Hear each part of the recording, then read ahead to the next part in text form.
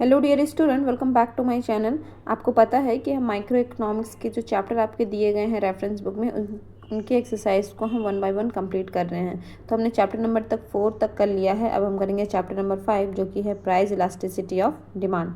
तो चलिए देखते हैं इसका पहला क्वेश्चन, पहला एमसीक्यू जो हमें दिया गया है। फर्स्ट क्वेश्चन है elasticity of demand is a. Elasticity of demand क्या है? क्वांटिटेटिव स्टेटमेंट है, क्वालिटेटिव स्टेटमेंट है, बोथ ए एंड बी या फिर नन ऑफ दीज। तो देखिए इलास्टिसिटी से तो हमें पता चल जाता है ना कि हम कितना चेंज करेंगे, कितना प्राइस चेंज होगा, उसके कारण से डिमांड में कितना चेंजेस देखने को मिलेगा। तो क्वांटिटी तो हमें पता चल जा रही है, तो इसलिए ये क्या हो जाएगा? क्वांटिटेटिव स्टेटमेंट है ये एक। क्वेश्चन नंबर 2 देखेंगे, which of the following is a formula of measuring the elasticity of demand. यानी कि किस फॉर्मूले से हम लोग इलास्टिसिटी ऑफ डिमांड को मेजर करते हैं। फर्स्ट में है proportionate change in demand divided by proportionate change in price. Next है प्रोपोर्शनेट चेंज इन प्राइस, नहीं, ये first number A number option यहाँ पर बिल्कुल करेक्ट है। तो हम ज़्यादा ना पढ़ते हुए, ताकि टाइम वेस्ट होगा ना, आगे कंटिन्यू करती हूँ मैं। नेक्स्ट क्वेश्चन देखेंगे, क्वेश्चन नंबर 3 हमारा। क्वेश्चन नंबर 3 है for the given goods price elasticity of demand is. Given good के लिए प्राइस इलास्टिसिटी ऑफ डिमांड कैसा होता है? Negative positive. तो क्या होता है? पॉजिटिव होता है, ठीक है। नेक्स्ट देखेंगे क्वेश्चन नंबर 4 को, फॉलोइंग फिगर शो, यानी कि ये जो फिगर है ये क्या रिप्रेजेंट कर रहा है? तो ये क्या बता रहा है? एक तरफ हमें प्राइस दिया गया है, दूसरी तरफ हमें क्वांटिटी ऑफ डिमांड, और ये है डिमांड कर्व, ठीक है, डिमांड कर्व। तो ये क्या बता रहा है? High elastic, perfectly elastic, perfectly in elastic या फिर इन इलास्टिक डिमांड। तो ये तो हाईली इलास्टिक दिखा रहा है ना, ये क्या है? ये हाई इलास्टिक है। यहाँ पर कौन सा है? Option number A. सब में तो इन इलास्टिक दिया हुआ है, परफेक्ट नहीं है। परफेक्ट का मतलब 1 होता। ये है हाई इलास्टिक, ठीक है, यानी कि प्राइस में बहुत ज़्यादा चेंजेस नहीं भी हो रहा है, फिर भी इसकी क्वांटिटी में क्या हो रही है? कंटिन्यूस इंक्रीमेंट हो रही है, इसीलिए ये क्या है? हाईली इलास्टिक है, जो कि पैरेलल है किसके? एक्स एक्सिस के। चलिए नेक्स्ट देखेंगे क्वेश्चन नंबर 5 को। क्वेश्चन नंबर 5 है which of the following shows elasticity less than 1। यानी कि जो इलास्टिसिटी है वो किससे होगी? 1 से कम होगी। 1 से कम होने का मतलब है कि क्या ये नेसेसिटी गुड है, कंफर्ट गुड है, लग्जरी है, या फिर ऑल ऑफ दी अबव है? तो ये नेसेसिटी गुड होगी, है ना। इसमें ज़्यादा इलास्टिसिटी देखने को नहीं मिलती है। आपको जितनी ज़रूरत है आप उतना ही लेंगे, उससे ज़्यादा तो नहीं लेंगे, इसलिए यहाँ पर इलास्टिसिटी कम होगी। ऑप्शन नंबर ए हमारा हो जाएगा नेसेसिटी गुड। नेक्स्ट देखेंगे क्वेश्चन नंबर 6। क्वेश्चन नंबर 6 है हमारा, with which method elasticity of demand is measured. किस मेथड से हम लोग इलास्टिसिटी को माप सकते हैं, ठीक है, मेज़र कर सकते हैं? तो पहला है हमारा टोटल एक्सपेंडिचर मेथड, सेकंड है परसेंटेज और द प्रोपोर्शनेट मेथड, थर्ड में है point method, all of above. तो यहाँ पर हो जाएगा option number D, all of these, ठीक है। सबसे ये तीनों method, expenditure method, proportionate method जिसको हम परसेंटेज मेथड भी बोलते हैं, या फिर पॉइंट मेथड, तीनों ही मेथड से हम क्या कर सकते हैं? इलास्टिसिटी को मेज़र कर सकते हैं। नेक्स्ट है question number 7, elastic demand is shown by. Elastic demand का सिंपली आपसे फॉर्मूला पूछा गया है। तो इलास्टिक है ना, इलास्टिक का क्या मतलब है कि जाहिर सी बात है कि जैसे कि हमने वो लास्ट वाला फिगर में पढ़ा था ना कि प्राइस कम है और उसके थोड़े से प्राइस में चेंज होने के कारण ही क्वांटिटी में बहुत ज़्यादा चेंजेस देखने को मिल रहा है। तो ये ऑप्शन नंबर ए बिल्कुल यहाँ पर करेक्ट है, ठीक है। यानी कि ये जो है ना, ये डेल्टा क्यू बाई क्यू क्या है? ज़्यादा है, किससे? पी से। पी में पी अभी थोड़ा ही चेंज हुआ है कि क्यू में बहुत ज़्यादा चेंजेस देखने को मिल गया है। क्वेश्चन नंबर 8 देखेंगे। क्वेश्चन नंबर 8 है what is the price elasticity, what is the price elasticity in the following example. अच्छा, प्राइस इलास्टिसिटी आपको निकालने के लिए बोला गया है। ये शायद मैंने पहले कभी किया था, चलिए कोई बात नहीं, मैं फिर से कर लेती हूँ। यहाँ पर क्या है? इलास्टिसिटी का फॉर्मूला हमें पता है क्या होता है? E D equal to delta Q by delta P multiply by P by Q, ये होता है इलास्टिसिटी का फॉर्मूला। तो डेल्टा क्यू हमें कितना है? तो देखिए जब हम लोग Q2 से Q1 को माइनस करेंगे तो आएगा 5, है ना। डेल्टा क्यू वैसे ही निकालते हैं, तो ये हो गया 5 डिवाइडेड बाई डेल्टा पी निकालने के लिए P2 माइनस P1 करेंगे, तो ये हमारा आ जाएगा यहाँ पर, हाँ, ये आ जाएगा 1। अब मल्टीप्लाई है पी की वैल्यू, पी यहाँ पर इनिशियल है यानी कि P1 Q1 है, ठीक है। ये हमेशा इनिशियल ही होगा, ऐसा नहीं है कि सब में अलग अलग है। तो P1 हमें कितना दिया गया है? 5, और Q1 हमारा है 10, तो ये क्या हो जाएगा 25 डिवाइडेड बाई 10 यानी कि 2.5। करेक्ट आंसर क्या हो जाएगा ऑप्शन नंबर 1 2.5। और ये नेगेटिव तो वो साइन फॉर्मूले में ही लगा हुआ रहता है, तो इसलिए यहाँ पर हो जाएगा ऑप्शन नंबर ए। नेक्स्ट देखेंगे क्वेश्चन नंबर 9 को, हु propounded द परसेंटेज और proportionate method of measuring elasticity of demand. तो ये किसने प्रोपाउंड किया था परसेंटेज मेथड, तो ये किया गया था फ्लक्स के द्वारा, ठीक है। नेक्स्ट देखेंगे क्वेश्चन नंबर 10 को, which of the following factor affect elasticity of demand, यानी कि कौन सा फैक्टर अफेक्ट करता है इलास्टिसिटी ऑफ डिमांड को। तो nature of goods, income level, price, तीनों ही चीज़ें, ये तीनों ही चीज़ों के कारण इलास्टिसिटी ऑफ डिमांड में मतलब डिमांड में इलास्टिसिटी देखने को मिलती है। क्वेश्चन नंबर 11 है, how many types elasticity of demand has. कितना टाइप होता है इलास्टिसिटी ऑफ डिमांड का, तो 5 टाइप होता है, ठीक है।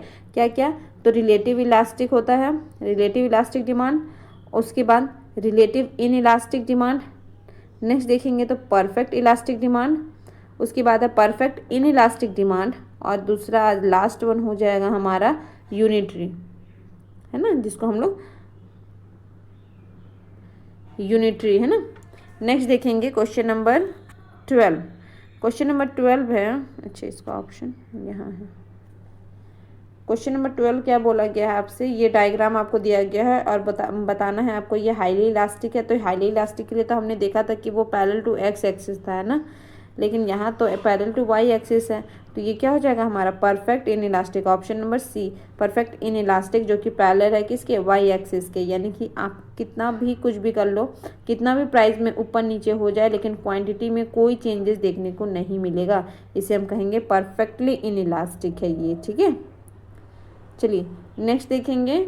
नेक्स्ट हमारा एक्सरसाइज है fill in the blank. Question number 1 को देखेंगे, perfectly elastic demand is parallel to. जो परफेक्टली इलास्टिक होता है वो किसके पैरेलल होता है, ये हमने देखा था एमसीक्यू में, तो वो एक्स एक्सिस के बराबर होता है, ठीक है।